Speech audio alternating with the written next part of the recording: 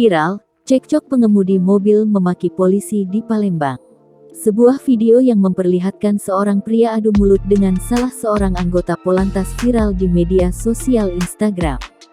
Video yang diupload oleh akun Instagram @pelip menunjukkan seorang anggota Polantas tampak memberhentikan sebuah mobil putih di dekat pos lantas Jembatan Ampera, Rabu, tanggal 27 Juli tahun 2022 siang.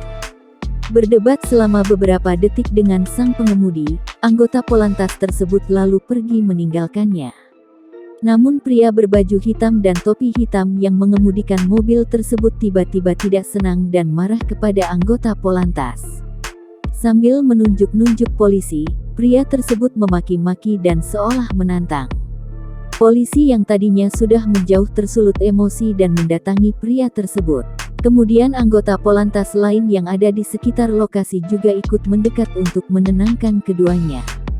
Polisi yang terlibat ribut dengan pria tersebut berniat menghentikan laju kendaraan, namun pengemudi langsung tancap gas menuju Jembatan Ampera.